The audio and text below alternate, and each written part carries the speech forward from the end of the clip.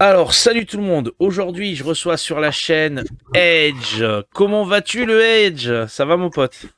Ça va mon pote et toi? Comment ça va Arcade? Eh ben, ça va, ça va. Écoute, ça fait un petit moment déjà qu'on avait parlé de faire cette vidéo. Ouais, Bon, les derniers événements ont fait que, avec la convention, tout ça, on a été quand même tous un peu bookés de ouf, hein. c'est ça. Et puis, ça finit par se faire. Alors, déjà, on va commencer cette espèce d'interview, comme on pourrait dire. Euh, Qu'est-ce que tu as pensé de cette convention? Est-ce que tu es content des retours que tu as eu déjà? Voilà, pour toi, du coup, comment tu l'as vécu? Parce que c'est vrai que, pour le dire aux gens qui suivent la vidéo, Edge sur la convention, en fait, on le voit beaucoup, mais en même temps, on le voit pas parce qu'il court partout. Donc voilà, comment t'as vécu ça, toi? Mais écoute, j'ai vécu ça de façon assez intense, comme à chaque convention. Ouais, Comme tu dis, je cours beaucoup et tout. Euh, j'essaie de faire en sorte que tout se passe bien. J'ai envie d'être au four et au moulin. ouais, C'est plus fort que moi. Je délègue, mais j'arrive pas à déléguer complètement. ouais, J'ai ouais, besoin d'aller vérifier que ça c'est pas comme ça. Ça devrait être plutôt comme ça, etc., etc. bien sûr. Heureusement, je suis pas tout seul. J'étais pas tout seul. Mhm. Il y avait des gars, beaucoup de gens qui m'ont aidé. T'en fais partie d'ailleurs, hein, et je te Ouais, remercie ouais. encore pour ça. Bah, de rien. Toi et ta chérie. Donc voilà, il y a des membres officiels du staff, puis il y a des gens qui sont venus se greffer et tout. Et heureusement quand même qu'ils étaient là. Mais malgré tout, c'est plus fort que moi. Je suis obligé d'aller vérifier que tout tourne au bien, que les tournois ont été lancés à temps, que le blind test qui doit suivre sera prêt à temps. Bien sûr. Voilà. C'est donc. Mais moi, malgré le fait que tout le monde me dit Edge, t'as pas profité, c'est ma façon de kiffer. C'est de voir que tout le monde s'amuse en fait. C'est comme ça que j'arrive à apprécier mon moment. Ok. Voilà. Eh bien, écoute, d'ailleurs, comment ça t'est venu, toi, cette idée? Est-ce que dès que tu as eu ta chaîne à l'époque, YouTube et tout ça, est-ce que de suite ça a été une idée assez rapide de vouloir faire des conventions, de vouloir réunir les gens autour du rétro, du coup? Alors complètement, moi j'ai toujours favorisé les rencontres. Ouais. Euh, Même à l'époque, moi, cette époque, elle me manque terriblement où tu allais jouer chez ton pote à la console. Je suis quasiment sûr que c'est quasiment plus. Maintenant, on est tous en ligne à la maison et puis voilà. Mais quand tu allais jouer chez ton pote à la console, on était 2, 3, 4. Quand tu jouais à un Bomberman à 4 ou 5, c'était quelque chose de fou. Puis c'était des sensations qui me manquaient. Et puis même, des fois, on allait même chez un pote le voir jouer à un jeu qui jouait solo, hein. Ça pouvait Ouais. arriver et tout. On était plusieurs, tu vois. C'est des trucs, ça, qui n'existent quasiment plus ou très peu, puisque Ouais, chacun c'est vrai. est chez soi à la baraque. Et du coup, ça me manquait et je me disais, mais il y a des rencontres, il y a des Japan Expo, moi, j'avais fait le festival, je travaillais pour MO5, j'avais fait le festival du jeu vidéo. Ouais. On avait un stand chez eux, etc. Mais c'est pas pareil. Ça manquait de proximité. Les gens passent en coup de vent, ça crie, on n'entend rien et tout. Ouais, ouais, bien sûr. Et moi, à l'époque, ce qu'il faut savoir, c'est que j'avais déjà organisé dans ma ville, avec mes potes de la cité, des petits tournois en interne, même dans un local qu'on avait j'avais la Neo Geo CDZ, Ouais. on faisait des gros tournois de King of Fighter et de Fatal Fury et tout. Ah, d'accord, Et super. déjà, on s'éclatait de fou, tu vois. Ouais. Et non, la sortie de la convention est arrivée le jour de la sortie du site officiellement, du site edge.fr. Donc c'était Mortel. vraiment une pierre deux coups, Ouais, tu ouais, vois. d'accord. Voilà. Et du coup, ça a eu quand même du succès au fur et à mesure des années, on a pu le voir. Donc là, en vrai, vous arriviez sur la 10e année, même si c'est nouvelle convention, on pourrait dire. Voilà, c'était la 10e année, hein, c'est ça? Je dis pas de bêtises. Alors c'était la 9e édition, Ouais, d'accord, mais 9e. avec le Covid et tout, il y a une année qui a sauté Ah oui, c'est vrai. forcément. Voilà. Donc c'était la 9e édition, mais c'était la 10e année. On fêtait les 10 ans en fait, de la convention. Ok, super cool. Bah écoute, on va revenir sur ton profil de joueur déjà. Quelle est la première console que tu as eue et le jeu qui t'a marqué en premier en fait? Ce qui t'a fait, tu t'es tombé dedans quoi. Tu t'es dit, bah là c'est bon, c'est fini. Ça t'a retourné le cerveau. C'était quoi? Alors la première console, c'est un peu vague dans mes souvenirs. Ouais. En fait, mes premières relations avec les jeux vidéo ont été par l'Amstrad CPC 464. Donc Ok. c'était des cassettes. Alors je sais pas où j'ai foutu j'en avais retrouvé une il n'y avait pas longtemps de Vigilante. Euh, donc c'était l'Amstrad à cassette audio, tu chargeais, tu rentrais des commandes, etc. Ouais, Voilà. ouais. Il y avait aussi le Vidéopack. Alors ça ne dois pas parler à plein de Ouais, je vois personnes. très bien. Ouais. Ah, tu connais? Tu Ouais. connais? C'est la console. C'était vraiment une console de salon pour le coup. Ouais. C'était pas un ordinateur, c'était une console de salon. Et de base, à l'intérieur, tu avais le pendu qui était intégré, le jeu du pendu. On adorait jouer à ça, c'était assez dingue. On rentrait un mot et ton copain, enfin ton pote, ton frère, ce que tu veux, devait le deviner. Ouais. devait deviner. Voilà, il y avait le jeu du pendu. Et dedans, il y avait des jeux qui étaient dignes, je dirais, des Atari 2600, quoi, à peu près. Ouais. Vidéopack, le jeu vidéo Philips. Déjà plus de 50 cassettes interchangeables. Des milliers de variations de jeux. Jeux vidéo Philips. Mais je sais plus qui j'ai eu en premier, l'Amstrad ou le Vidéopack. C'est un des deux, mais je me souviens plus. En fait, c'est mes frères qui avaient ça en réalité, et moi, je venais me greffer pour essayer de jouer un petit peu à ça. Mais mes vrais souvenirs, mes vrais premiers souvenirs, c'est l'Amstrad CPC 464. Ok. Mais c'est vrai qu'il y avait cette notion de partage qu'on a un peu perdu, j'ai l'impression, un peu maintenant. Alors c'est peut-être pas vrai nous, parce qu'on maintient des passions et tout ça, donc on arrive à échanger avec des gens.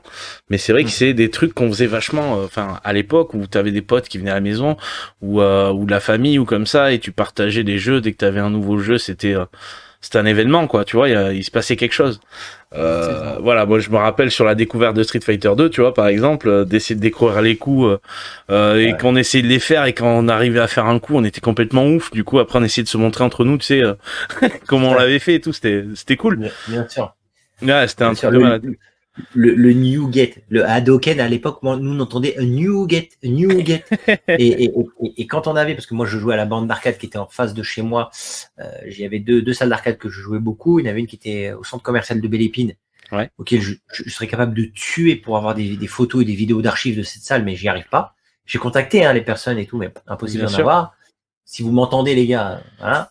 Et il y avait le Continent, le supermarché Continent qui était en face de chez moi. Il y avait un café, il y avait un bar. Et dedans, tu avais une borne d'arcade il y avait des jeux qui tournaient. Il y avait du Street, bien évidemment. Il y avait du Super Pong. Ouais. Ou Pong, je sais plus comment il s'appelait en arcade. Il y avait, il y avait 2-3 gros hits. Et le Street, comme c'était interdit au moins de 16 ans, et forcément on avait moins de 16 ans, on grattait, on mettait notre pièce, on jouait jusqu'à ce que le mec du bar nous cramait et nous virait en fait. Il nous foutait dehors. Mais nous on jouait, on lâchait pas, on était comme ça, on était en train de jouer. Et quand une boule de feu sortait, on dit putain j'ai réussi à faire un Newgate. On savait pas. Il n'y avait pas avant les notices, ouais, c'est vrai. la combi, on savait pas. Et les mecs étaient capables de faire un Tatsu ou un Shoryuken ou un Newgate. Ouais, c'est des héros. Des pro players. Mais non, c'était les meilleurs joueurs du monde, tu vois. Donc, et quand nous on arrivait à sortir, on n'en pouvait plus. Mais tu te rends compte, il y avait une boule de feu qui sortait des mains du personnage. Ouais. En plus, on était en pleine période Dragon Ball, donc tu sais, ça, c'est con, mais du coup, ça rappelait ça un peu, hein, c'est vrai. Mais complètement. C'était un truc de fou. Je suis d'accord.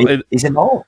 Ouais. Pour l'anecdote, je sais pas, ça m'a fait bizarre, mais quand j'ai vu que quand je mettais pause, quand j'avais eu la Super Nintendo de Street, quand je mettais pause et que quand je voyais qu'à l'intérieur de la boule de feu de Ryu ou de Ken, il y avait deux mains qui faisaient ça à l'intérieur de la boule, ça m'a cassé mon délire. Je me dis, mais c'est pas une boule de feu, c'est quoi ce truc où t'as deux mains à l'intérieur, tu vois?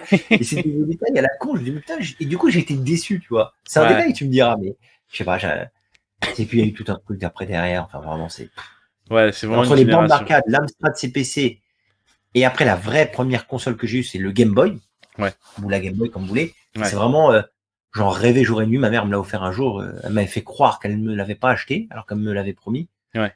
Elle a fait une espèce de crise, et puis finalement, elle me l'a ouvert, mais si, il est là. Et, tout. Et un Game Boy. C'est des souvenirs de ouf, ça, la Game Boy. Ouais. Oh yeah!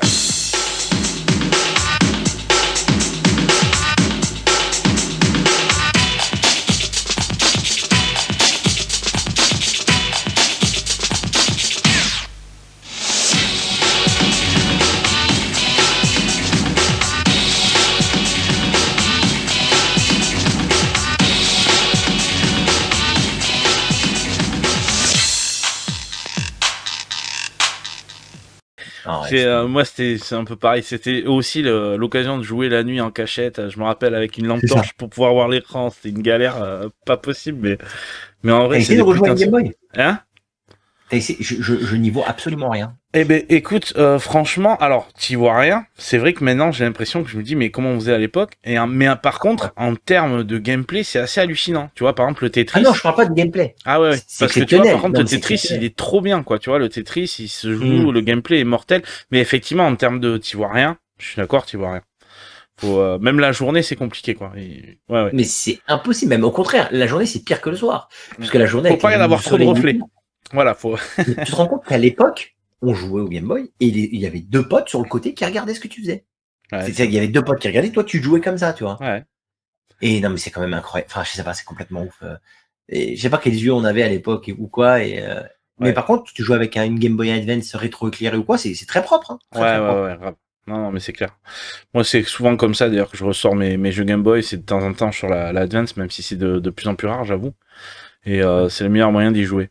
Et et du coup, alors, donc ça, c'était vraiment la première, on va dire, qui était vraiment la tienne, en fait, c'est ça, la Game Ouais. Boy, c'était ta Game Boy. Ouais. Et donc après ça, j'imagine, est arrivé pas longtemps après la Super Nintendo, c'est ça? Ouais, pas longtemps, c'est relatif, hein. Pour moi, c'était très très long cette période-là.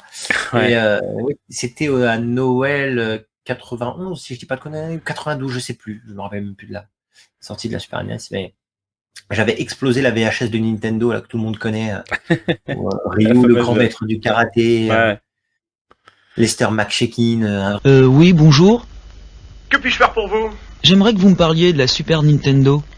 Eh bien, mieux que ça, je vais vous la montrer. Regardez, nouveau design de la console. 2 manettes ergonomiques. 8 boutons de commande. Un branchement pour le CD-ROM Nintendo. 128 KO de mémoire. Coprocesseur 16 bits. C'est tout ça la Super Nintendo. Les films, enfin bon, c'était juste incroyable et j'avais juste hâte, j'étais comme un dingue. Et comme j'ai expliqué, quand j'ai eu ma Super NES, j'ai cru au Père Noël très tard. Faut le savoir, c'est un gros dossier ça. Et Non, mais... quand j'ai eu ma Super NES, j'ai grillé ma mère en train de poser le cadeau. Ah, Et merde. donc j'ai grillé, c'est cette année-là où j'ai découvert que le Père Noël n'existait pas. Et aussi, mais ça a été vite oublié quand j'ai mis F0 et quand j'ai mis Street Fighter 2, ça a été vite oublié tout ça. Tu m'étonnes. Ouais. Moi, c'était, moi, je l'ai eu tard, en fait, la Super Nintendo, tu vois, quand j'ai réfléchi. Ouais. J'ai eu la NES, donc pendant longtemps. Ça a été ma première console à moi, on va dire. Et comme je venais d'une famille modeste, si tu veux, j'ai pas eu la Super Nintendo de suite. Alors évidemment, Mhm. t'avais les potes, ils m'en parlaient tout le temps dans la cour de récré, qui me rabâchaient tout ça. Donc j'y jouais beaucoup chez les copains. Et je me rappellerai toujours, je crois que c'était un Noël aussi, hein, quand je l'ai eu. Je crois que je l'ai eu à l'époque, c'était avec un pack Street Fighter 2 Turbo. Le turbo, Ouais, c'est arrivé un peu après alors. ouais. Non, mais je l'ai eu, je t'ai dit, je l'ai eu tard, moi. Mais bon, j'étais comme un ouf, quoi. J'étais comme un ouf. Je l'avais eu à l'époque avec Rival Turf. Je crois, je sais plus ce que j'avais eu comme jeu. Enfin, c'était trop bien, quoi. C'était le futur, Ouais, tu vois. Je passais de mon Megaman à ça, si tu veux. Même si Megaman, j'aime toujours ça, si tu veux. J'avoue que il y avait pas photo, quoi. C'est Il y avait pas photo. Moi, je me souviens qu'il y avait un pote dans la cité qui avait la Super Famicom, la version japonaise. Il avait Final Fight. Enfin, on était comme des fous, mais comme des fous. Mais à cette époque-là, je savais pas que Final Fight n'était pas jouable à 2. C'était juste que le mec, il l'avait et il avait l'arcade à la maison, quoi. Grosso, nous, pour l'époque, c'était l'arcade à la maison. Ouais, je suis d'accord. Après, maintenant, on sait que c'est pas la même chose, mais à l'époque, c'était vraiment ça. C'était complètement. Il nous faisait baver. C'était Rachid Jamali, il nous faisait baver avec ça, avec son frère et tout. Eux, ils se la racontaient en plus. C'était là, ouais, non, mais vous savez pas, nous, on a la Super Famicom. Vous connaissez pas les mecs avec vos petits trucs. Mais heureusement, moi, je jouais beaucoup à la NES, à la Nintendo NES, mais je squattais chez les autres, chez mon pote David Tran qui habitait sur mon palier, il avait la NES et son père et lui achetaient beaucoup de jeunesse. Ouais. Donc j'avais cette chance de pouvoir jouer quand tu jouais à Tic et Tac. C'était énorme Tic et Tac, c'était complètement ouf. Tu jouais à Double Dragon 2 et tout. Je me régalais. Ouais, non, mais une fois qu'on avait la Super NES. Non, mais oui, il n'y avait pas photo. Non, mais c'est vrai, c'était compliqué après de revenir en arrière. Donc, je vais avoir quand même une sacrée question à te poser là. Enfin, je vais en avoir plusieurs d'ailleurs. C'est parce que bon, évidemment, elle était souvent connue sur Edge SNES, hein, notamment, par rapport à ta chaîne YouTube et tout ça. Mais est-ce que la Super Nintendo, est-ce que c'est vraiment ta console préférée? Ou malgré tout, en fait, elle serait en concurrence avec une autre console, mettons, tu vois? Alors, objectivement parlant, elle est en concurrence avec aucune console. Vraiment, je te jure. C'est marrant parce que j'ai fait une vidéo là, 2 vidéos qui sont pas encore sorties, donc du coup, t'as un peu l'exclu. J'ai fait des vidéos face cam. Ouais. À la base, je suis pas très fan de ça, mais là, j'en ai fait 2. Elles sont en montage. Ça fait longtemps que j'ai pas fait de vidéo, donc je voulais quand même donner des trucs. Ouais. J'ai fait 2 vidéos face cam. Une où je parle de la Mega Drive. Elle est consacrée à la Mega Drive. Oula. Et ouais, et du coup, dessus, je parle énormément de la Super NES et de mon histoire avec la Super NES. Donc c'est marrant parce que les questions que tu me poses là, t'as les réponses avant ma vidéo, tu vois. Ah ouais. Donc, objectivement parlant, oui. C'est-à-dire que la Super Nintendo, je l'aime vraiment. J'aime vraiment cette console. C'est pas un truc où je me dis c'est de la nostalgie. Ouais, J'aime ouais. cette console parce qu'à l'époque j'étais jeune. Non, c'est Ouais. vraiment je surkiffe cette console.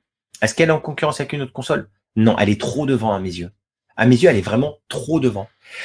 À la limite, le support qui la concurrencerait, c'est l'arcade.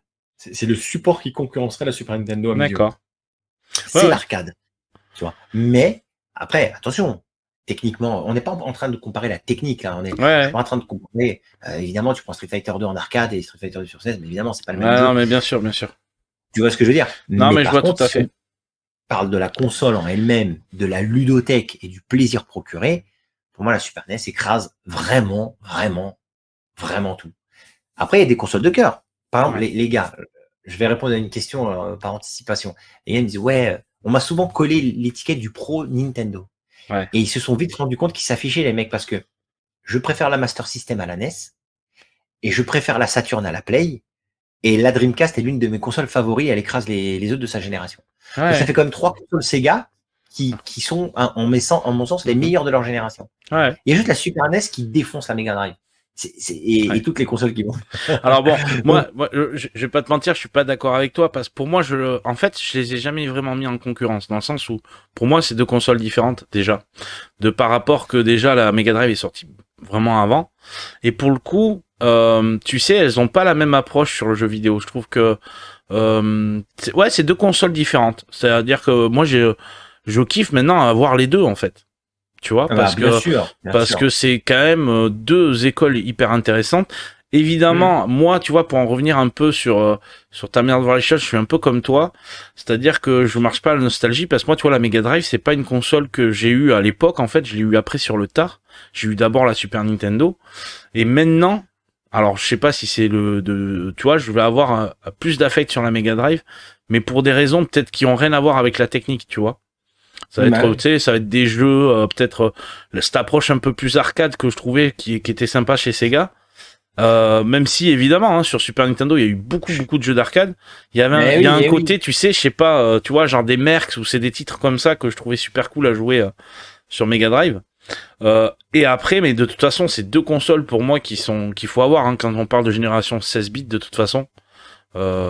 Ces deux consoles à avoir, mais effectivement la Super Nintendo en termes de son, tu vois là on l'a vu encore, je l'ai vu encore là quand j'ai fait mon test sur Sky Blazer, enfin je veux dire en termes d'effets, il y a des trucs de ouf quoi, tu vois, il y a des trucs que ben, tu peux te rendre compte que oui effectivement la Mega Drive ne faisait pas, mais voilà, faut avouer que c'est quand même c'était une génération sympa aussi pour ces petites guéguerres Sega, ça c'est vrai que maintenant ça a plus trop lieu d'être un peu.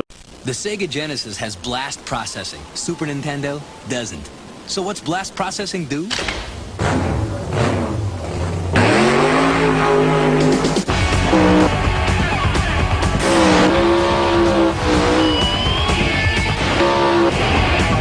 And what if you don't have blast processing?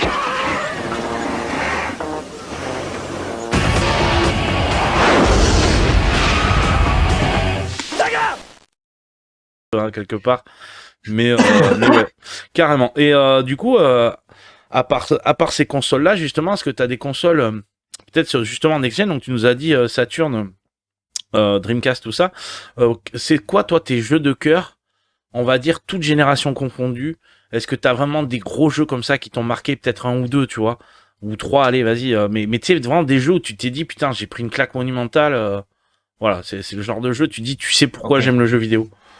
Je vais essayer de te citer des jeux qui sont pas sur les mêmes supports, parce que sinon je vais m'attarder que sur la Super NES, ça va te gaver. Et moi, moi ça me dérange pas après, tu fais comme tu veux. Bon, mais je vais essayer de toucher un peu d'autres supports, pour montrer qu'il y a des jeux qui m'ont vraiment traumatisé au sens propre du terme. Alors, Final Fantasy VI, en termes de RPG, si je devais citer des trucs, c'est Final Fantasy VI. Ouais. C'est un RPG avec une profondeur qui est toujours d'ailleurs inégalée en mon sens, qui est vraiment inouïe. Une relation avec les personnages, tu t'attaches énormément aux personnages. Ça c'est fort de s'attacher aux personnages vraiment. Surtout je suis assez d'accord. Petits persos en pixels, tu vois, tu te dis machin, tu te retrouves dans des situations incroyables et tu vis une aventure de ouf. Tu as vraiment cette sensation, à l'instar de Chrono Trigger, d'être dans l'aventure. Tu as l'impression d'être avec eux et c'est un jeu sur lequel j'adorais revenir en fait. J'ai gagné, j'étais là putain, vivement demain que je m'y remette. Ouais, mais j'ai quand même joué 3 heures, je vais peut-être arrêter, mais vivement demain, tu vois, vivement demain que je me refasse 3 heures de FF6. Voilà, c'est des jeux comme ça que je trouve mais exceptionnels. Donc il y avait FF6, il y avait Half-Life sur PC, Half-Life premier du nom. Ouais. J'avais rarement pris une aussi grosse baffe technique. Pour moi, c'est un jeu qui a marqué un gap, Ah, à bah, de l'instar ouf. d'un GoldenEye, comme Ah, GoldenEye. Hein, sur de ouf. 64. Je suis d'accord avec toi. Ouais. C'est incroyable l'intelligence artificielle l'une des scènes il y a 2 scènes qui m'ont marqué dans Half-Life, qui m'ont fait comprendre que là on avait passé un niveau. La Ouais. première scène, c'est à un moment donné, il y a un soldat, je rencontre un humain pour la première fois, un soldat, et le soldat à un moment donné, il me balance une grenade et je l'esquive ou je sais plus si je la renvoie, je me rappelle plus exactement de ce que je fais. Et le soldat dit attendez, je l'ai vu, il est caché derrière la caisse. Et je m'étais vraiment caché. C'est la première fois dans un jeu vidéo que ça m'arrivait. Ouais. Qu'il y avait une espèce d'intelligence artificielle et j'arrivais pas à les buter. Le mec se Ouais. cachait vraiment. Non, j'ai fait non, c'est trop pour moi. Ça, c'est Ouais, c'est vrai. traumatisé. Et je t'ai dit GoldenEye, mais au-delà de GoldenEye sur 64, il y a un jeu qui s'appelle Perfect Dark, qui a vraiment été vraiment pour moi ce jeu phénoménal. Et il y a juste la fin que j'ai pas aimé, mais sinon le jeu en lui-même, l'ambiance qu'il dégage, etc. FPS de très très haut niveau, Perfect Dark, vraiment exceptionnel. Et Shenmue sur Dreamcast, premier du nom. Parce qu'un jeu qui a eu une influence sur moi-même, en fait, sur mon être, sur le personnage. Ouais. Je me prenais pour Ryo Sakazaki, quoi. Je me prenais pour le héros. T'allais casser des gueules aussi dehors. mais je te jure, mec, je sortais c'est des anecdotes. Je sortais avec mon petit blouson au cœur marron. J'étais à deux doigts de me mettre le sparadrap ici, hein, à 2 doigts. Putain. Je l'ai pas fait. Et j'allais au resto chinois bouffer tout seul en mode posé, en espérant qu'il y ait des mecs qui viennent me casser les couilles. Bon, grâce à Dieu, c'est pas arrivé parce que je me serais fait foncer. Mais c'est pas arrivé. Mais je me prenais pour lui. Et je le trouvais, mais petite coupe à la Sangohan, air badass. Ouais, il avait la classe. Gueule, QTE, en veux-tu, en voilà. Mais il faisait partie, même encore aujourd'hui, je trouve des QTE les plus pertinents parce que des QTE. Quand c'était la mode, il avait pour un oui, pour un non. Tu prends les Heavy Rain et compagnie. Tu veux prendre le stylo, QTE. Tu veux te gratter la tête, QTE. C'était relou. Alors que dans Shenmue, c'était tu coursais le mec dans la rue. Et il y avait des événements qui arrivaient à ce moment-là. Et si tu faisais pas le QTE comme il fallait, du coup, ça t'emmenait ailleurs. Non, c'était Shenmue 1, premier du nom. Le 2, j'ai un peu moins aimé. Le 3, je l'ai pas fait. Mais le 1. Ouais, c'était une baffe. Quel chef-d'œuvre. Quel chef-d'œuvre. Ok. Et il y a quoi? Voilà, je suis sûr de 3 titres. Ah, mais non, mais vas-y, si t'en as un autre à dire. Non, j'étais en train de réfléchir à d'autres titres, mais comme ça, franchement, je te jure, c'est les 2-3 titres. Après, il y a sur Super NES Donkey Kong Country 2. Ah oui, non, mais il y en a eu plein. Moi, le Donkey Kong, il m'a marqué notamment que la Play était sortie et que je trouvais que franchement, ça tenait la route, quoi. C'était assez impressionnant, hein, quand même. T'imagines C'était juste le plus beau jeu 2D, hein, à ce moment-là. Non, mais c'était un truc de fou. Le plus beau jeu 2D à ce moment-là. Mais tu sais, ça me rappelait, moi, Hugo Délire, en fait. Tu te rappelles, t'avais Hugo Délire, on voulait tous y jouer aux jeux vidéo. Et tu sais, il y avait ce côté, genre, ça y est, on est pas loin d'avoir des images de synthèse, alors qu'en vrai, ça n'est pas, tu vois. Moi, quand j'étais gamin, ça m'avait rendu fou. Ça m'avait rendu ouf. Ça l'est plus ou moins. C'est-à-dire que c'est un rendu image de synthèse, même si c'est pas une image de synthèse. C'est un rendu image de synthèse, puisque ça a été fait sur des grosses machines de développement, les Silicon Graphics, qu'ils utilisaient, eux, à la base, pour des films d'effets spéciaux comme Jurassic Park et tout. Mais après, ils ont fait un pré-rendu sur la Super NES, mais ils avaient utilisé ces modèles-là de base. Donc, c'est ça qui a fait que ça a été. Donc, franchement, c'était tellement exceptionnel comme rendu. C'est tellement incroyable, c'est tellement habile, sans puce, sans rien. Tellement magique. Je vous y encore aujourd'hui sur un bon écran cathodique. Pas un truc moi, je l'ai fait. Ça cartonne. Tu te régales. Ça cartonne. Toujours. Et à l'époque, dans les magazines, ce que j'adorais, c'est que moi, ça me faisait trop plaisir. Il y avait Yoshi's Island et Donkey Kong Country 2 qui étaient sortis quasiment en même temps. Je peux pas t'expliquer, mais à quel point ils ridiculisaient tous les jeux 32 bits. Et ils disaient, à l'époque des 32 bits, Yoshi's Island, le meilleur jeu, le plus beau jeu 2D de tous les temps, où Donkey Kong Country 2 écrase tous les titres. Et j'étais là, mais tu te rends compte qu'une 16 bits arrivait à mettre à l'amende des jeux de 32 bits, c'était quand même fou. Ouais, c'était quand même incroyable. C'était ouf. Surtout en début de génération. C'est vrai que c'est un peu moins vrai. Tu sais, en milieu de génération où quand même là, du coup, ils ont réussi à un peu mieux gérer les jeux 3D. Des jeux 2D après qui sont sortis, tu vois, genre Rayman, tu vois, par exemple, c'est un exemple après qui sont sortis après.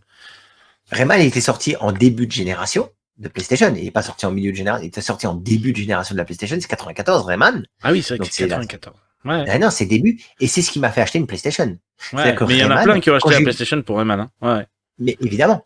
Et je l'ai revendu derrière parce que je me suis dit, ils sont où les autres? Rayman, c'est sympa. Mais après, en termes de profondeur de gameplay et tout, ça tenait pas la route face à des Yoshi's Island ou des Donkey Kong Country. Tu vois, en termes de gameplay. C'était quand même assez simpliste. Mais Rayman était quand même exceptionnel. C'est un très grand jeu de plateforme, Rayman. Ouais.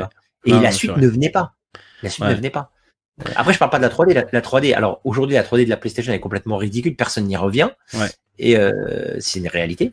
Mais à l'époque, c'était tout le monde ne jurait que par ça, tu vois. Mhm. Mais en termes de 2D, la Super NES, ça dépend des jeux, bien sûr, mais sur Ouais. des jeux de plateforme notamment, elle écrasait la concurrence. Hein, C'est clair. c'était affolant. C'est clair. Bon, là, tu vois, moi, je suis en train de faire, c'est pas pareil, je suis en train de jouer à des jeux 2D, c'est sur Saturn, et c'est une claque. Tu joues à quoi Là, notamment, je joue à Darius Gaiden, du coup. Mais, Ouais, c'est un shoot dans ce cas-là. ouais, c'est un shoot, du coup, il est magnifique. Mais après, tu vois, c'est des consoles. Et en fait, on a mal connu ça parce que finalement, nous, en France, Ouais. on a eu beaucoup les jeux 3D. On a eu très Mhm. peu de jeux 2D sur Saturn. Mais au Japon, ils en sont gavés. Et il y a des Bien trucs sûr. magnifiques, tu vois. Tu prends même les Coton ou comme ça.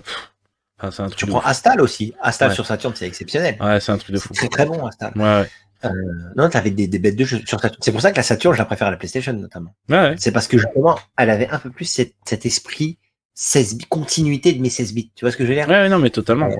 Mais à la base, Ça, ça a été pensé comme ça, hein, la Saturn. C'est vrai qu'elle a voulu se mettre à jour avec la PlayStation et je trouve qu'au final, même si ça a été un échec pour Sega, je trouve qu'elle s'en est pas si mal sortie que ça avec du recul, tu vois. Maintenant, tu vas rejouer à certains jeux, tu prends des die-hard d'arcade ou comme ça, je trouve que ça fonctionne toujours ces jeux, en fait. Excellent. Excellent. Ouais. Et pourtant, la 3D, elle est rincée. Hein. Elle est Ouais, dégueulasse. non, mais grave. Mais comme Mais à alors, partir du moment où t'as un bon gameplay, tu vois, c'est là où C'est des ça. fois ça sublime, tu vois, la Sega Rally, ils tournent toujours aussi bien. Enfin, tu vois, il y a des trucs comme ça, bien sûr, tu peux Bien pas lutter, ouais.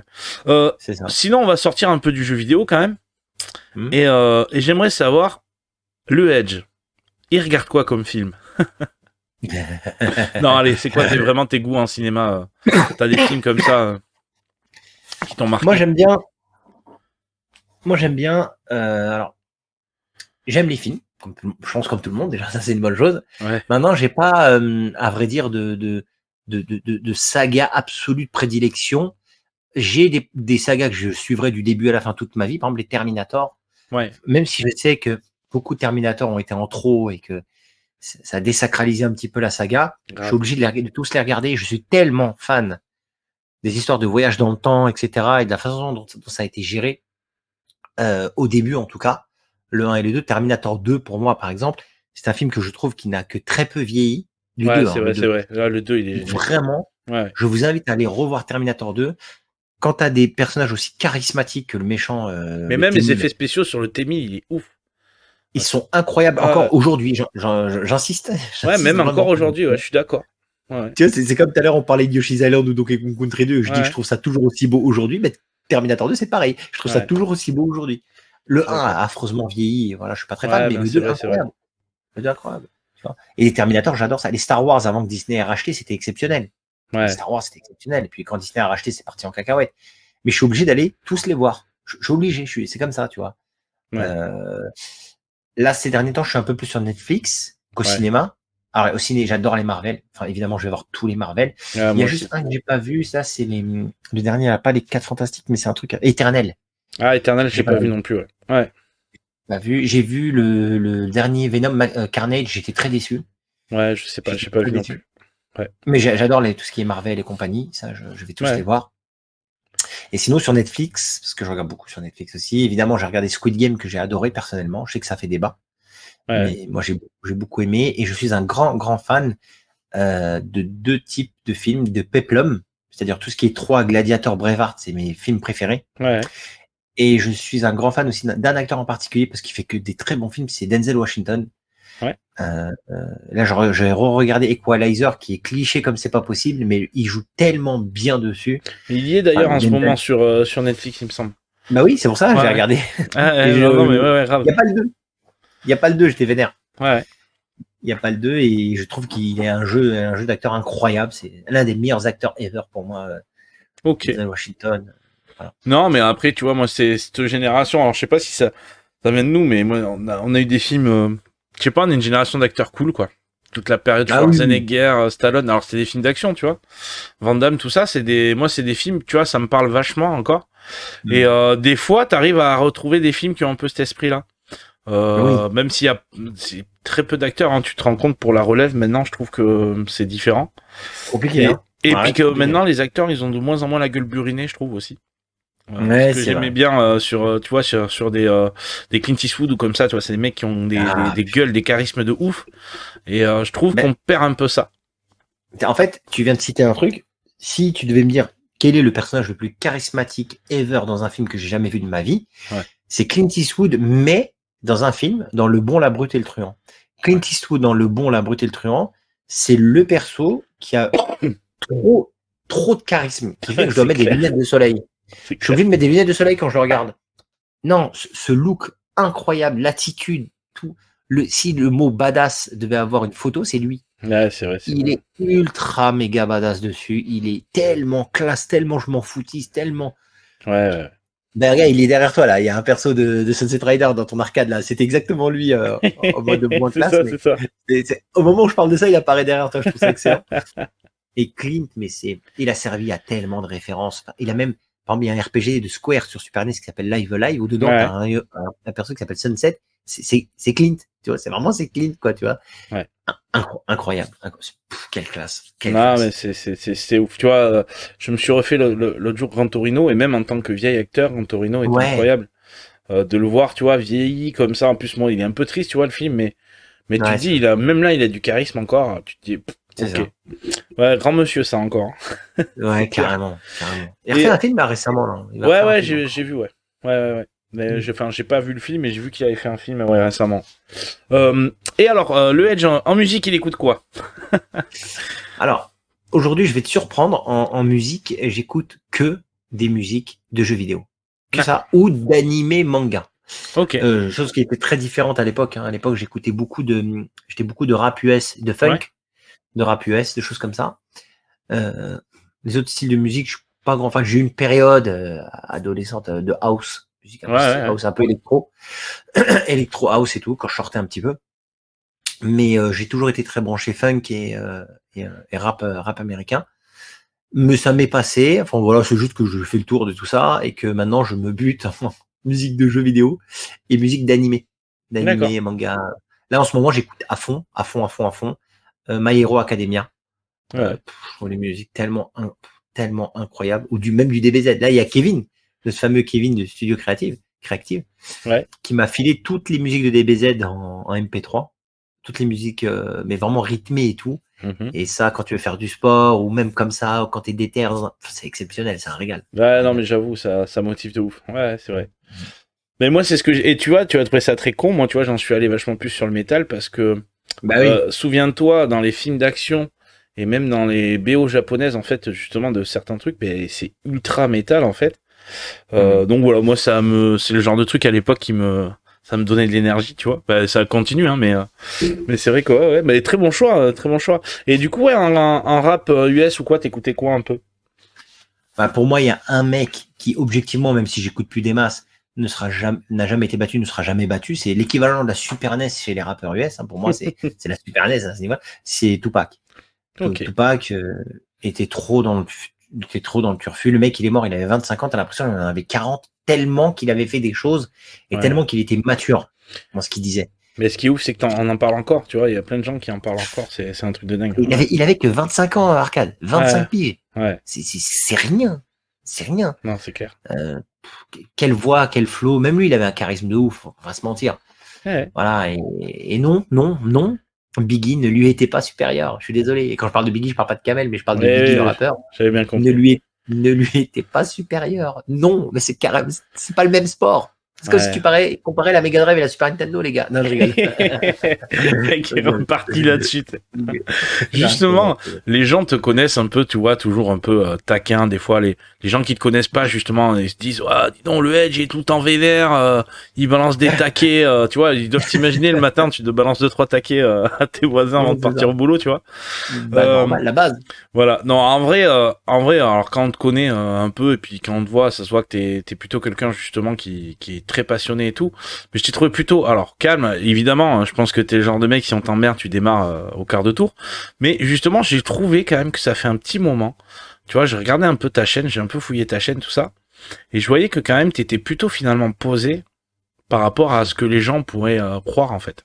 Moi, c'est ça qui m'a assez finalement bluffé, tu vois, quand tu prends le temps vraiment de fouiller, parce que tu sais, les gens sont vachement dans les apparences, et c'est là que tu te dis que finalement les gens regardent pas, tu vois, quand on regarde le contenu de ta chaîne là dernièrement, et même si tu prends 2 ans en arrière, tu te rends compte que finalement il y a très peu de vidéos comme ça. Alors je pense que c'est des coups d'éclat, tu vois, qui ont fait du bruit, et justement, si t'en as pas souffert de ça, toi, quelque part, ça t'a pas un peu cassé les couilles, hein, on va dire le mot, au bout d'un moment, que quelque part, on te réduise un peu à ce truc-là, quoi. Dont j'ai été le premier, d'ailleurs, je vais le dire, parce que moi je cacherai un truc, dont j'ai été le premier à penser, hein, on en a déjà parlé tous les deux, mais voilà. Bah, ça serait te mentir que de te dire que ça m'a rien fait et tout, c'est pas vrai. Oui, ça m'a affecté. Il y a eu des périodes où ça m'affectait un peu plus que machin. Après, je peux faire le mec solide et tout, il y a pas de problème. Enfin, ça veut dire, ça m'a pas foutu ma vie en l'air, j'ai pas pleuré, j'ai pas tapé bien sûr. les murs. Mais oui, ça t'affecte quelque part parce que tu dis putain. Mais en fait, avec l'âge, tu te rends compte que c'est le monde, c'est l'humanité qui est fait comme ça en fait. L'humanité aime ça. L'humanité aime les clashs, ils aiment ils aiment les. En fait, ils étaient bien contents que j'existais et que j'existe encore, même si malheureusement il y a beaucoup moins de clash avec moi. Mais ça les faisait tellement kiffer les gens de me voir m'énerver ou de me voir insulter des gens ou de me voir péter un plomb, etc. Donc quand ça arrivait, c'était du pain béni pour eux. Tu vois. Et même si, comme tu l'as dit, il y avait seulement 2-3 vidéos comme ça ou 2-3 trucs en privé, parce qu'il y avait des gens qui ont adoré balancer ce qui se passait en privé avec eux, tu vois. Ouais, non, mais bien sûr. Effectivement, j'ai pas mal dans ma poche. Ouais. Alors les gens disaient, Edge, on m'avait qualifié de la Kaira du rétro gaming, quoi, tu vois. Ah oui, d'accord.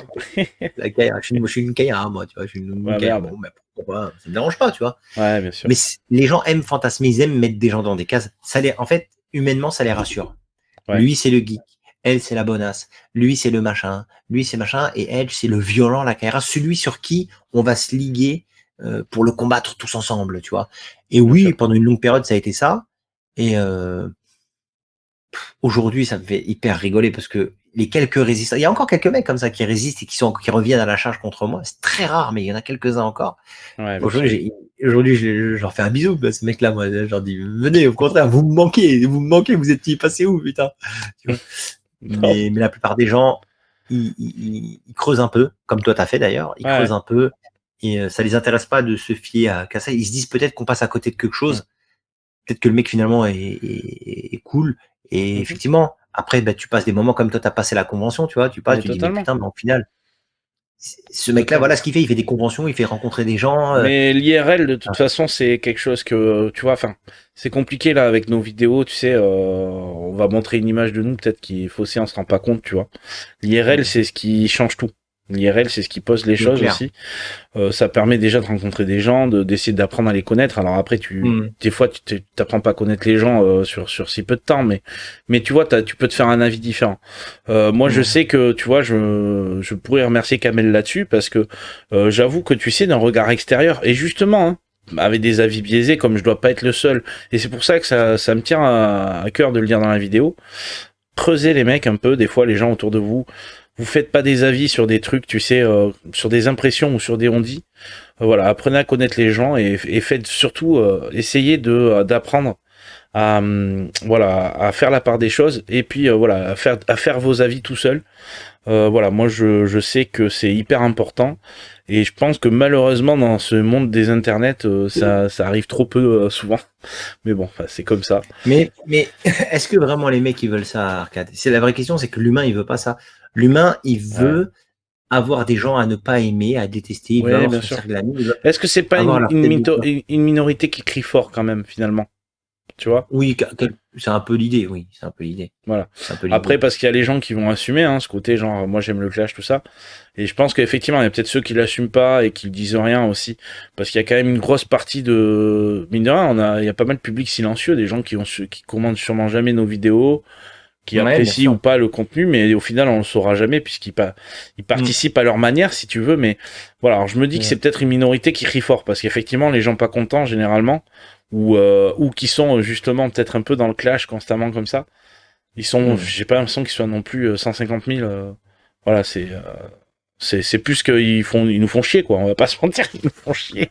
Et tu sais qu'il y a des gens, il y a des gens qui maintenant c'est devenu un peu cool Ouais. de revendiquer, aimer le clash et le troll. Il y a des mecs qui sont là, ils disent mais moi j'adore chambrer, j'adore le clash, j'adore le troll. Ouais, bien Il y a sûr, pas bien de sûr, c'est mal. vrai. Ouais. Ils assument ça. Ouais, ouais, non, Mais en fait, assume ça tout seul de ton côté. En fait, moi je t'ai jamais demandé de venir me faire chier, de me troller et tout.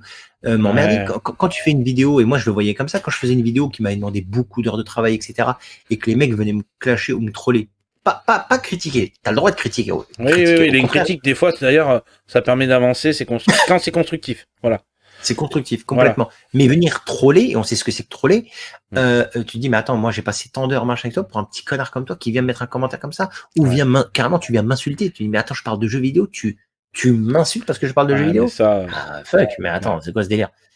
Tu vois? Ouais. Et moi, mon plus grand défaut, et ce que je regrette, entre guillemets, enfin, je regrette plus ou moins, parce que c'est ça un peu moi-même.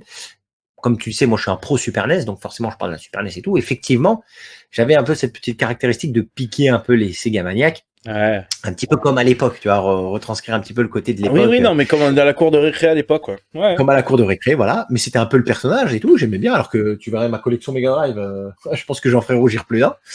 Et que je kiffe cette console, bon, enfin bref, peu importe. Ouais. Et les gens venaient m'insulter. Et vraiment m'insulter. Et moi, mon tort, Ouais. c'est plutôt que d'ignorer ces gens-là, je leur répondais. Et du coup, ça faisait des allers-retours. Par exemple, quand j'ai ouvert Edge.fr, ma plus grosse communauté de membres, c'était des gros fans de Sega. Mais incroyable. Moi qui pensais que j'allais être assailli de fans de la Super NES, c'était que une grosse communauté de fans de Sega. Ouais. C'était choqué. Et après, c'est parti complètement en cacahuète avec eux parce qu'ils ont été loin dans leur truc. Mais j'étais surpris, tu vois. Et moi, il me dérangeait pas. Il me dérangeait pas. Et quand tu te fais insulter pour du jeu vidéo. Ouais, c'est un peu dommage. Surtout qu'au final, tu sais, quand t'es vraiment joueur, tu te rends compte que, évidemment, on a tous des préférences sur des consoles, mais l'idéal, c'est de toutes les avoir et de pouvoir jouer à tout, honnêtement, hein, je veux dire. Ouais, aujourd'hui, tu peux. Voilà, c'est vrai que maintenant, on peut y arriver à avoir un peu toutes les consoles et jouer à tout. C'est vrai qu'à l'époque, on avait souvent qu'un choix, quoi. Et c'était déterminant. C'est que, ouais, voilà, c'est vrai que des fois, on se plantait. Moi, quelque part, à l'époque, quand j'ai acheté ma Saturn, parce que moi, j'ai eu la Saturn à l'époque, donc sur le moment, honnêtement, j'avais l'impression d'avoir fait le pire choix, tu vois. J'avais tous mes potes qui jouaient à la PlayStation et en fait, avec du recul, non, parce que je me rappelle quand ils venaient chez moi, justement, jouer d'ailleurs d'arcade ou à jouer tu vois, voilà, jouer à House of the Dead ou comme ça, les mecs, ils hallucinaient quand même, tu vois, ils disaient putain, on passe un bon moment. C'était des jeux, tu vois, qu'il y avait pas forcément sur PlayStation. Et donc voilà, mais bon, voilà, c'est des souvenirs. Au final, tu te rends compte que voilà, c'est à l'époque, on aurait eu les moyens, on aurait eu une PlayStation, une Saturn, une Super Nintendo, on aurait tout eu. Mais évidemment. On aurait tout eu. Et maintenant, on a beaucoup plus la possibilité de le faire, tu vois. C'est ça. Et c'est pour ça que d'ailleurs, sur cette génération-là, tiens, je vais te poser cette question-là. D'ailleurs, est-ce que t'as quand même intérêt sur ces nouvelles générations? Est-ce qu'il y a des jeux comme ça auxquels t'accroches? Alors moi, clairement, oui, hein, mais après, c'est vrai que maintenant, on peut plus parler de guerre vraiment entre les machines parce que j'ai l'impression que c'est un peu la même chose. Voilà. Est-ce qu'il y a encore des trucs qui te passionnent sur les consoles actuelles? Bah, je joue un peu sur PS4, je joue un peu sur Switch. Là, j'ai chopé le Metroid Dread, par exemple. Je l'ai à peine commencé et il a l'air de vraiment promettre. Il paraît que il reprend vraiment l'esprit de Super Metroid. Donc, quand il reprend l'esprit de ce jeu-là, je me dis, bon, bah, c'est juste l'un des meilleurs jeux de tous les temps, à mon sens. Donc, ok, on y va, tu vois. Ouais, bien sûr. Donc, après, j'ai pas la PS5. Je me rends compte que je l'ai offert 2 fois la PS5. C'est un truc de fou. Je l'ai offert 2 fois. Mais je l'ai toujours pas. Donc, du coup, la PS5, elle ne m'intéresse pas. Quand j'ai été chez Biggie et qui me dit mais attends, il y a un jeu, faut absolument que tu le fasses et tout, c'est le jeu machin et tout, et que je joue à Ghost of Tsushima et j'ai joué longtemps quand même, j'ai joué suffisamment longtemps pour me faire quand même un bon avis. C'est un bon jeu, enfin, c'est pas le jeu qui va me faire basculer pour acheter la console, mais clairement pas, tu vois. C'est un bon jeu. C'est vrai que pour l'instant, alors ça a été après une sortie de console un peu chaotique en général, que ce soit avec la Xbox One Series X plus la PS5. C'est vrai que c'est une sortie un peu bizarre. Il y a eu le Covid, il y a eu des retards, enfin il y a jamais eu autant de délais pour avoir des consoles, plus les jeux qui sortent pas dessus. Enfin tu vois, c'est la pire sortie, j'ai l'impression, de tous les temps là des jeux vidéo. Donc c'est vrai que moi je suis pas pressé de l'acheter, tu vois, j'attends encore. voilà, quand elle aura une bibliothèque plus fournie, l'une ou l'autre, hein, je fais pas de racisme entre Xbox et PlayStation parce que c'est vrai qu'il y a de très très bons jeux sur Xbox comme il y a de très très bons jeux sur PlayStation. Mais c'est vrai que il y a tellement moins d'exclusivité maintenant que c'est vrai qu'il y a plus c'est cet écart comme il y a eu une époque vraiment de guerre. Ouais. Voilà, ils ont tous à peu près la même configuration de console. C'est ça. Voilà, et finalement un joueur PC il s'en sort beaucoup mieux que Clairement. que nous, quoi. Donc bon, ouais, voilà, Clairement. c'est clair. Clairement. Enfin bon, bah écoute, est-ce que t'as des news toi justement là actuellement par rapport à ton site déjà parce que je mettrai le lien dans la description, hein. Voilà sur edge.fr. Est-ce que t'as des news particulières toi par rapport à ton site ou par rapport à justement à ta chaîne YouTube, des trucs qui vont arriver ou quoi? Non, à part que si les gens ne le savent pas, je vous invite vraiment à aller sur le site parce que on a un petit forum qui est pas ultra méga actif, mais il y a quand même des sujets intéressants. Ouais. On a un Discord et surtout que les vidéos que je publie, moi sur ma chaîne, je les publie avant sur mon site en exclusivité, donc 4-5 jours à l'avance sur mon site avant d'arriver sur YouTube. Donc, je vous conseille vraiment de suivre et surtout, on fait des tournois, on fait des concours, on fait gagner des consoles, des choses comme ça et c'est propre aux membres de Edge.fr. Donc oui, allez voir et surtout, surtout. Et aussi un autre argument de taille, c'est la boutique Ouais, sûr. qui est vraiment pas chère. Pour le coup, c'est la moins chère du net et je le répète tout le temps. J'en suis tellement fier que je le dis tout le temps. Et donc voilà. Après, il n'y a pas de grosses exclus. Il y a encore un gros projet, mais qui est en préparation, mais on en est encore trop loin. Ouais, pour en parler. Ouais, d'accord. Ouais, c'est ça. Il y a pas de souci. Non, mais je peux confirmer sur certains achats, tu vois là, notamment que j'ai fait sur Saturn ou quoi. C'est des prix que tu trouves pas forcément ailleurs, donc voilà, c'est clair. Et après, alors je sais que ça a été critiqué par les gens, mais enfin, il va falloir remettre les choses à plat là.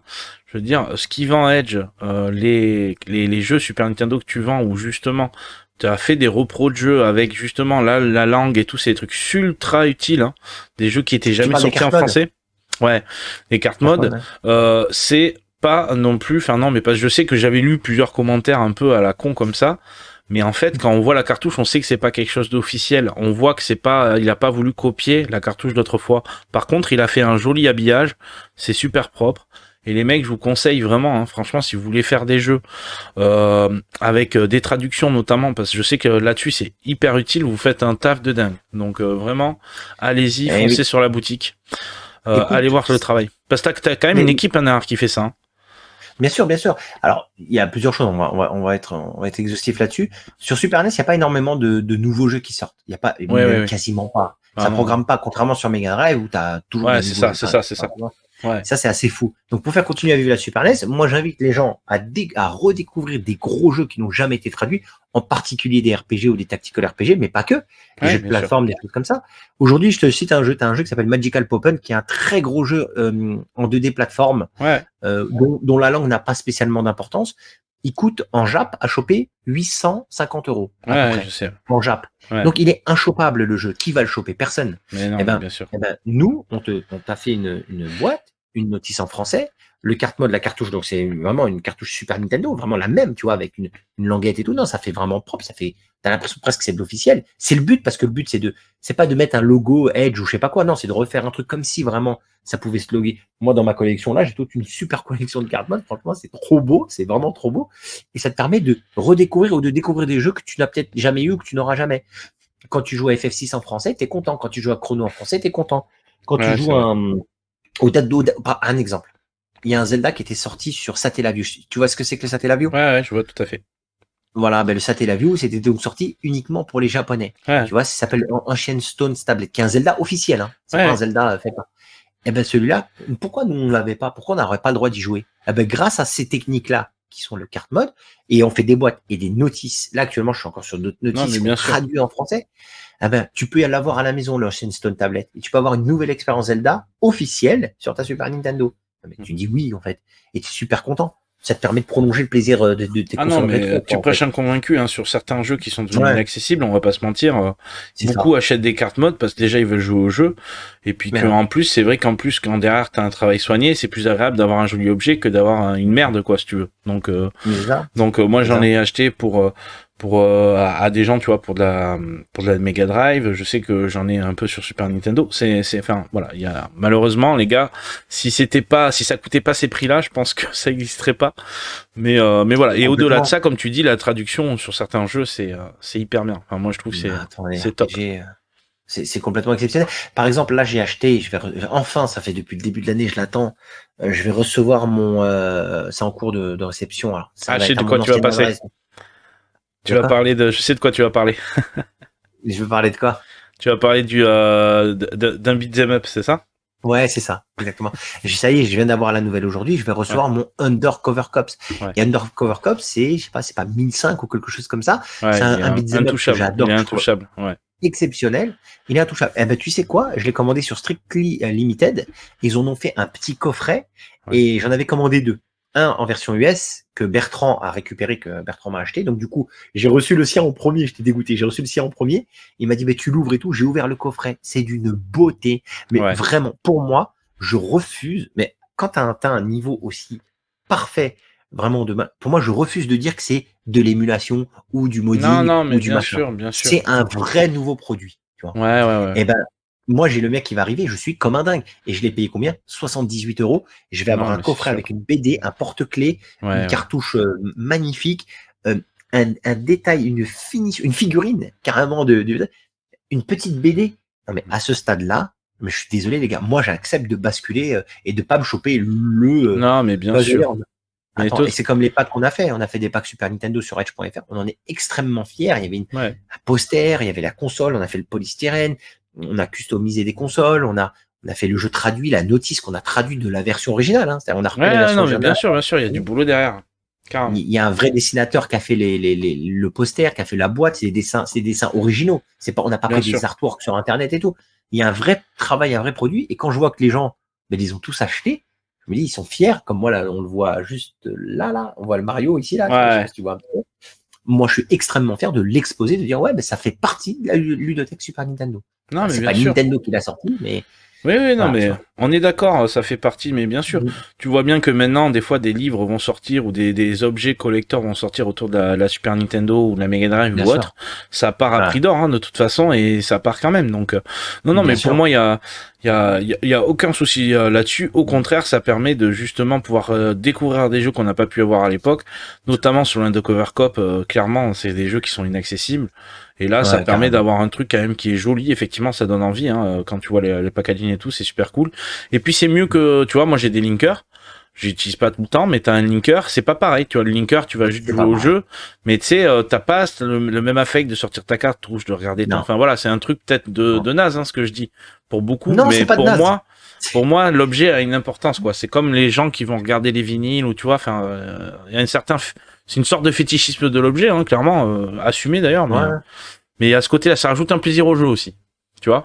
Il y a ça. Je te rejoins complètement, mais il y a un autre truc aussi qui joue pour beaucoup. Parce que je me suis posé, je me suis dit, mais pourquoi, effectivement, je jouerais pas qu'avec mon linker pour 0 €, j'ai tous les jeux de la Terre. Mais mais bien sûr. Mes jeux sur ma Super Nintendo, parce que à l'époque, on trouvait des excuses. On disait, tu joues sur émulation, c'est pas pareil. Quand tu jouais sur ton PC avec SNES NeFX et ZSNES, ça c'était compréhensible. Avec des manettes qui étaient pas les bonnes manettes, etc. Maintenant, on te dit, mais t'as un linker, tu joues sur ta Super Nintendo. Mais le truc où c'est pas pareil, c'est déjà, il y a l'idée de surconsommation. C'est-à-dire que, en même pas 2 temps 3 mouvements, t'as accès à toutes les ROM. Donc, t'auras tendance à survoler les ROM plutôt que de te concentrer sur ton jeu et d'y jouer. Donc, ça, c'est vraiment problématique pour moi. Moi, tu mets un linker avec plein de jeux, je vais tester vite fait, je vais ressortir, je vais tester un autre, je vais ressortir. Quand tu mets ta cartouche et tout, tu te concentres dessus, t'as mis ton jeu, tu te concentres dessus. Les autres, ils attendent leur tour tranquillement. Tu vois, tu lis un peu la notice, tu regardes qu'il y a des petits trucs. Il faut s'investir dans un truc. C'est comme si pour moi, c'est comme si tu allais au cinéma ou si tu regardais un film, mais que tu fais autre chose après à côté. C'est sûr que si tu regardes Usual Suspect, un des meilleurs films de tous les temps, Fight Club ou Seven, enfin qui font partie des plus grands films, ou allez, Inception ou Tenet, tu vois, c'est des films où faut te poser. Regarde par exemple, Inception par exemple, que tu dois connaître, ou Tenet. Oui, bien sûr. C'est qui est un peu plus récent, c'est le film. Si jamais tu décroches de 2 minutes et que tu fais autre chose en attendant et tout, tu vas dire le film il est tout pourri, ou parce que t'étais pas dedans. Et pour être dedans, il faut un contexte, tu vois. Ouais, non, mais je suis d'accord. Mets ton jeu, oublie le linker, oublie tout ça, branche ton jeu, concentre-toi dessus. Peut-être qu'au début, ça va un petit peu relou et tout, mais après, tu vas avancer. Voilà. C'est pour ça que j'aime pas l'émulation, moi. Ouais, ouais. C'est pas le rock. Avant, on disait, ouais, l'émulation, c'est pas comme la cartouche. Ça, aujourd'hui, c'est quasiment faux, aujourd'hui. Aujourd'hui, c'est quasiment la même chose, d'ailleurs. T'arrives à des niveaux équivalents. Ouais, tu vois, maintenant avec le Mystère FPGA, où là c'est de l'émulation Voilà. hardware, tu vois. Non, mais c'est sûr. Après, disons que ça permet une préservation qu'on aura un jour. Au moins, on est sûr que ces jeux-là, ils sont posés hein, pour l'émulation. Ça permet, je pense, à certains jeux d'avant maintenant, malheureusement, de dépenser beaucoup d'argent dans un jeu, de peut-être pouvoir l'essayer aussi. Ça, c'est clair. Mais c'est vrai qu'il faut pas que ça reste une fin en soi, je pense. Ça, là-dessus, on est d'accord. On est complètement d'accord. Clairement. Bah écoute, je pense qu'on a fait un peu le tour hein, dans cette vidéo. En tout cas, j'ai passé un super moment avec toi, Edge. C'était super Merci. cool. Et Merci. puis de toute façon, on sera sûrement amené à se revoir. Déjà à la Edge Convention, ça c'est clair. Et puis après en dehors de ça, dans d'autres vidéos, quoi que ce soit. Avec plaisir. Et puis merci encore pour cette vidéo et puis pour tout. C'est moi qui te remercie, mon Arcade. Et désolé je t'ai fait un peu attendre pour faire la vidéo. Je crois que je te disais plus tard. Laisse tomber, j'ai une vie. Enfin, je vais pas vous faire le ministre, mais on a tous des vies. Mais j'ai vu hein, à l'heure où tu m'as dit c'est bon, je suis libre. Je fais ok, d'accord. Non, mais bon, ça donne un petit côté rock'n'roll à la vidéo, c'est cool aussi. Au moins, ça parle avec le cœur.